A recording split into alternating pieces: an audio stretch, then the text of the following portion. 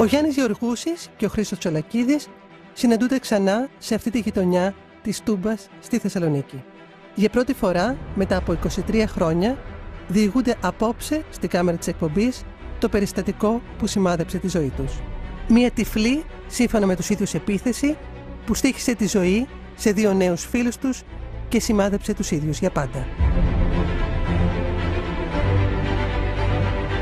Έχει καταγραφεί ως ένα μυστηριώδες περιστατικό που ποτέ δεν εξιχνιάστηκε, μία ακόμη όμως μαύρη σελίδα, όπως ήδη λένε, ακραίας οπαδικής βίας.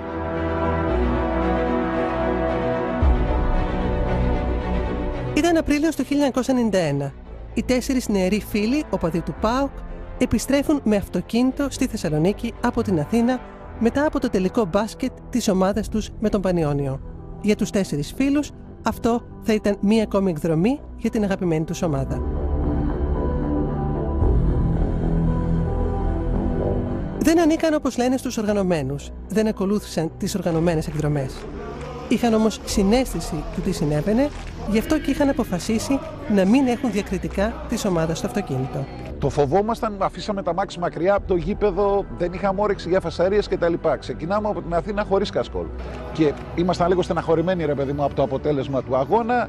Ο Ευθύμης λέει: τι μούτρα είναι αυτά, ρε παιδιά. Άντε να φτιάξουμε λίγο το κέφι. Πάμε να άντε Παοκάρα να φτιαχτούμε, ξέρω εγώ κτλ. Και άντε με το Παοκάρα είμαστε κυπελούχοι Ευρώπης κτλ. Λέει: ρε, εσύ Χρήστο, λέει, βγήκαμε από την Αθήνα. Να βγάλω κανένα κασκόλ.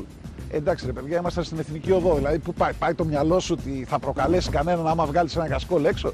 Και βγάλαμε τα κασκόλ, δηλαδή δεν είχε περάσει το ένα δεκάλεπτο.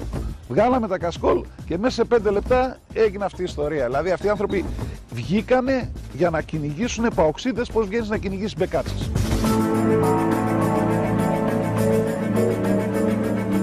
Ο Χρήστος οδηγούσε και ο Γιάννης ήταν συνοδηγός.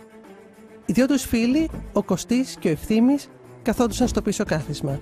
Στο ύψος του Αγίου Στεφάνου, το αυτοκίνητό τους τυλίγεται στις φλόγες. Δηλαδή, πώς έχεις την αίσθηση ότι έρχεται κάποιος να σε προσπεράσει, έκοψα, έσπασε το τζάμι και γίνανε όλα φωτιά. Δηλαδή, το μόνο που μπόρεσα να δω είναι το άσπρο βανάκι που προσπερνούσε.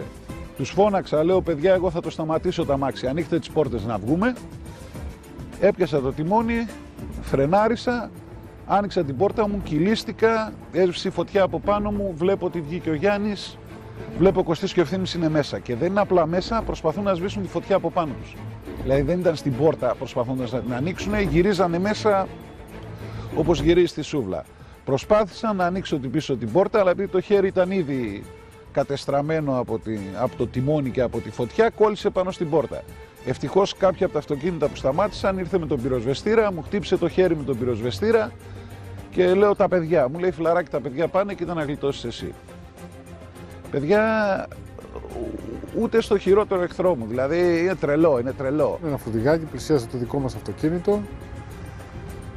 Βγήκε ένας μέσα από το παράθυρο, μόλις όταν μας πλευρίσαν, και πέταξε μέσα στο δικό μας μια μολότοφ. Αποτέλεσμα, ήμασταν με 70-80 χιλιόμετρα εκείνη την ώρα. Το αυτοκίνητο μας έγινε παρανάλωμα του πυρός και τα δύο τα παιδιά πίσω δεν καταφέραν να βγουν. Απαθρακώθηκαν, μείναν εκεί. Οι δύο φίλοι βγαίνουν φλεγόμενοι έξω από το αυτοκίνητο. Παλεύουν για τη ζωή τους.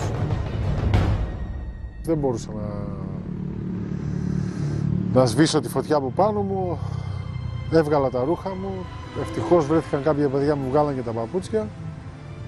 Και έτσι σώθηκαν κάποια μέρη του σώματος, γιατί το 40% του σώματος μου ήταν με ολικά εγκάβματα.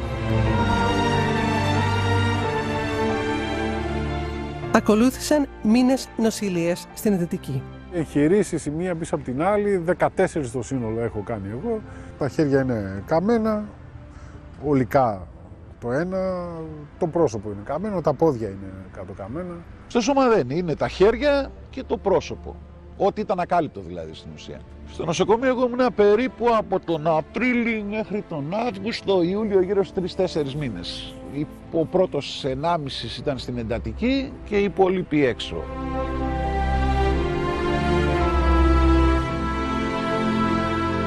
Ο Ευθύμης Λιάκας, 21 ετών, και ο Κώστας Ντόλιας, 25 ετών, βρίσκουν τραγικό θάνατο. Πέταξα μια μολότοφ σε κάποιους ανθρώπους που δεν τους γνώριζα, μόνο και μόνο επειδή υπήρχε ένα κασκόλεξ από το αυτοκίνητο, το οποίο ήταν διαφορετικής ομάδας από αυτή που αυτοί υποστήριζαν. Με αποτέλεσμα να χαθούν 2 ψυχές. Άσχετο με, δηλαδή, εμείς πάθαμε τι πάθαμε, περάσαμε τι περάσαμε, είμαστε εδώ. 2 παλικάρια χάθηκαν. 2 παλικάρια πέθαναν εκείνο το βράδυ. Τι να, 21 και 25 χρονών. Δεν υπάρχει χειρότερο πράγμα. Η πυροσβεστική κάνει πραγματογνωμοσύνη 1 μήνα μετά, αλλά δυνατή να προσδιορίσει τα αίτια της τραγωδίας λόγω έλλειψης ουσιαστικών στοιχείων και αλλίωσης από τη φωτιά.